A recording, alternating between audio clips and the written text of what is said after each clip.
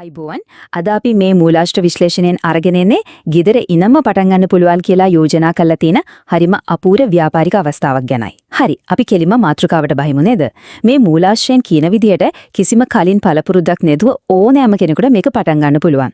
මේක නිකම්ම අදහසක් විතරක් නෙමෙයි, මේක පටන් ගන්න අවශ්‍ය තොරතුරු හොයාගන්න අනුගමනය කරන්න ඕන ඩිජිටල් ක්‍රියාවලිය ගැනත් මූලාශ්‍රයේ පැහැදිලිවම විස්තර කරලා තියෙනවා. ඉතින් මේ මූලාශ්‍රය ආරම්භයේදීම අපේ අවධානය දිනා ගන්න ලොකුම හේතුවක් තමයි මේ කියන ආදායම. හිතලා බලන්න, නිෂ්පාදන ප්‍රමාණය අනුව මාසයකට රුපියල් 60000ක ඉඳන් 80000ක් දක්වා අමතර ආදායමක් උපයන්න පුළුවන් කියලා තමයි මූලාශ්‍රය කියන්නේ.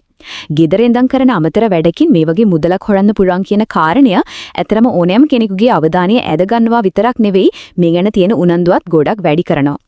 එතකොට මොකක්ද මේ ආදායම් මාර්ගය? ඒ තමයි පයිප් ක්ලීනර්. එහෙම නැත්නම් අපි දන්න සරල වයර් කෑලි පාවිච්චි කරලා ලස්සන මල් නිර්මාණය කරන එක. මේ වගේ හරිම සරල අමුද්‍රව්‍යකින් මෙච්චර ලොකු ආදායමක් එන්නේ කොහොමද කියන එක කුතුහලයක් නේද? මූලාශ්‍රය පැහැදිලි කරන විදිහට මේ නිෂ්පාදනවලට තියෙන ඉල්ලුම කිසිම දවසක අඩු වෙන්නේ නැහැ. උත්සව, උපන්දින සාද, ගෙවල් අලංකාර කරන්න වගේම තෑගි විදිහට දෙන්නත් මේ මල් නිතරම වගේ පාවිච්චි වෙන නිසා ස්ථිර වෙළඳපොළක් ගැන බියක් තියාගන්න එපා කියලායි ඔවුන් පෙන්වා දෙන්නේ. සාමාන්‍යයෙන් අලුත් ව්‍යාපාරයක් පටන් ගද්දී අපිට තියෙන ලොකුම ප්‍රශ්න තමයි ලොකු මුදලක් යට කරලා යන්ත්‍ර සූත්‍ර ගන්න එකයි, ලොකු ඉඩකඩක් ඕන වෙන එකයි.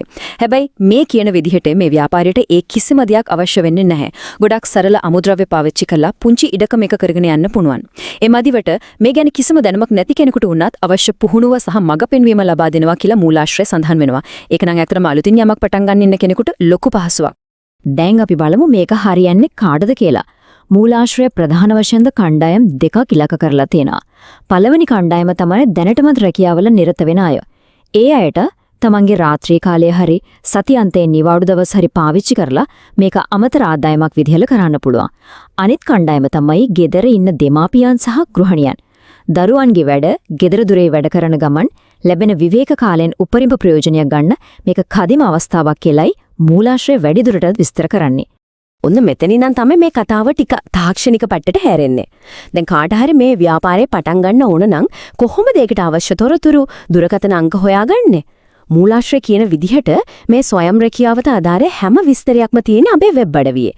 ඉතින් ඒ තොරතුරු වලට ප්‍රවේශ වෙන්න නම් අපි නිශ්චිත ඩිජිටල් පියවර කීපයක් අනුගමනය කරන්නම ඕන කියලා උන් අවධාරණය කරනවා. දැන් අපි ව්‍යාපාරික අදහසින් එහාට ගින් කොහොමද මේ කියන තොරතුරු හරියටම ලබා ගන්න කියලා පියවරෙන් පියවර බලමු. මේ මූලාශ්‍රය නිකම්ම යෝජනාවක් කරලා නතර වෙන්නේ නැතුව මේ දේවල් හොයාගන්න ඕන කරන ඩිජිටල් ක්‍රියාවලිය හරියටම කියලා දෙනවා. මේ සඳහන් වෙන පළවෙනි පියවර තමයි ලබා දීලා තියෙන වෙබ් සබැඳියට එමත් නැත්නම් ලින්ක් එකට ක්ලික් කරන එක. ගොඩක් වෙලාවට මේ ලින්ක් එක තියෙන්නේ අදාළ වීඩියෝවට පහලින් තියෙන ඩිස්ක්‍රිප්ෂන් එකේ එමත් නැත්නම් පින් කරපු පළවෙනි කමෙන්ට් එකේ. මේ තොරතුරු ලෝකයට ඇතුළු වෙන ප්‍රධානම දොරටුව විදිහට ඒ ලින්ක් එක ක්‍රියා කරනවා කියලායි පෙන්වා දෙන්නේ. ඔන්නේ ලින්ක් එක ක්ලික් කරපු ගමන්ම කෙලින්ම යොමු වෙන්නේ මේ මූලාශ්‍රයේ තියෙන ප්‍රධාන වෙබ් අඩවියට. ඇත්තටම මේක හරියට දැවැන්ත ඩිජිටල් නාමාවලියක් වගේ. එතන මේ කියන්නේ ඒක ස්වයං රැකියාවක් විතරක් නෙමෙයි, තව විවිධ ස්වයං රැකියා ගොඩක් තියෙනවා කියලා මූලාශ්‍රය පැහැදිලිව පෙන්න තියෙනවා. ඉතින් අපිට පුළුවන් එකම තැනකින් විකල්ප ගොඩක් ගවේෂණය කරන්න. ඊළඟට මොකද කරන්නේ? මේ ලයිස්තුවෙන් Tamanට හරියන, Taman කැමති ස්වයං රැකියාව තෝරගන්න එක තමයි ඊළඟ පියවර.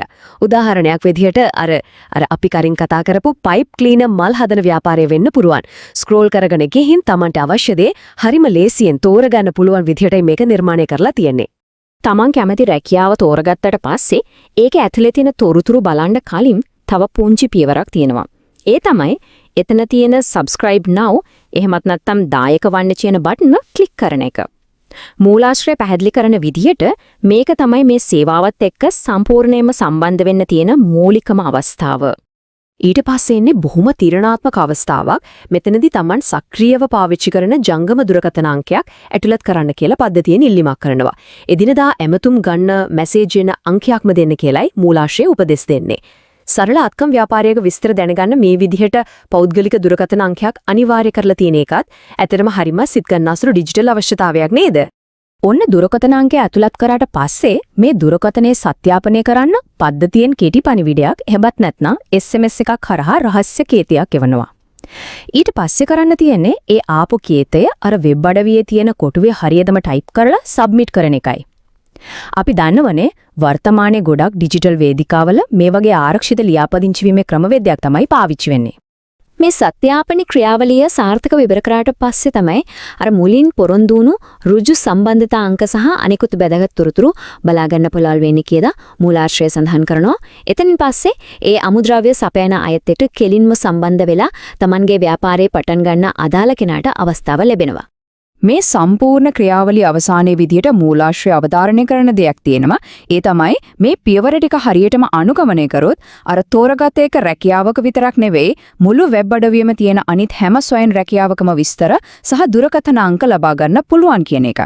ඒ කියන්නේ එකපාරක් ලියාපදිංචි වුණාම තවත් අලුත් ව්‍යාපාරික අවස්ථා ගණනාවකටම දොරවල් විවර වෙනවා වගේ වැඩක්. ඉතින් අපි මේ මූලාශ්‍ර විශ්ලේෂණයේ අවසානයට ඇවිත් තියෙන්නේ. මේ ඔක්කොම විස්තර බැලුවම අපිට හිතන්න එක වැදගත් ප්‍රශ්නයක් ඉතුරු වෙනවා.